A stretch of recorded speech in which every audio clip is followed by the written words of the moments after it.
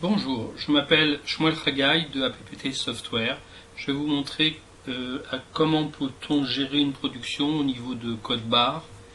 Là, comme je ne vais pas avoir devant vous le code barre, je vais simuler le code barre par des boutons. Donc chaque bouton arrivée cheveux, c'est un code barre, retour Chine, production 1, production 2, départ cliente, c'est donc une simulation. Je vais tout simplement, lorsque j'ai un cheveu qui arrive, à cliquer sur arrivée cheveux. Je vais choisir le nom de la personne, donc c'est Madame Aldo, qui est en fin de compte aujourd'hui en tri de départ. Je fais continuer, vous voyez qu'il n'y a aucun bouton de sélectionner. Normalement, le bouton tri de départ va s'afficher. Voilà, il est marqué ici tri départ Aldo. Et je retrouve ici en première ligne le tri de départ Aldo. On va simuler, par exemple, pour toujours Aldo, on va prendre juste une seule cliente, que ses cheveux sont revenus. Donc je clique ici, je vais toujours sélectionner Aldo, et je vais, donc oui, on voit bien qu'il est en tri de départ ici, on voit bien qu'il est en tri de départ ici. Je fais continuer. Il est passé ici en tri de retour, et là il est tri de retour.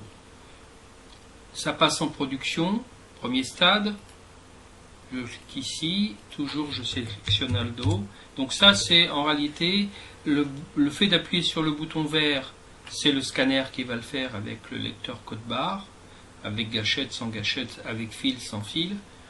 Et Aldo ici également, il va être saisi automatiquement, donc cette fenêtre là disparaîtra lorsque ça sera automatisé.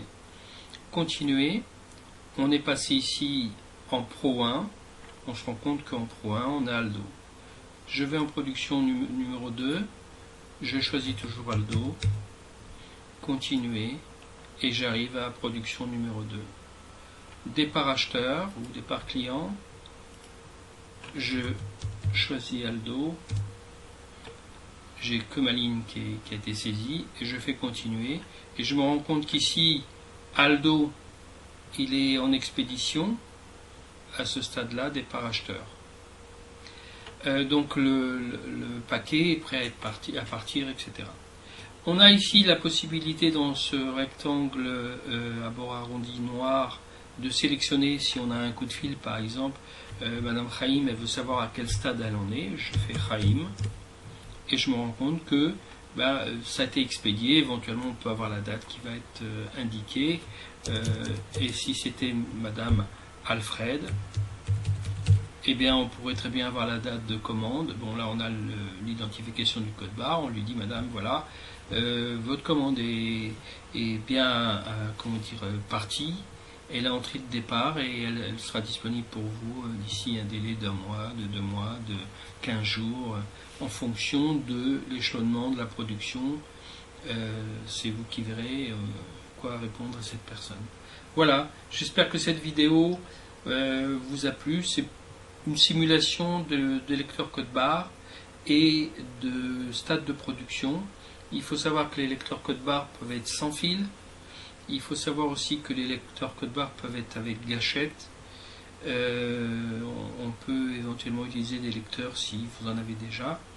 Et autre information, il faut un lecteur par ordinateur, ou plutôt un ordinateur par lecteur. Voilà, j'espère avoir été explicite. Merci, au revoir.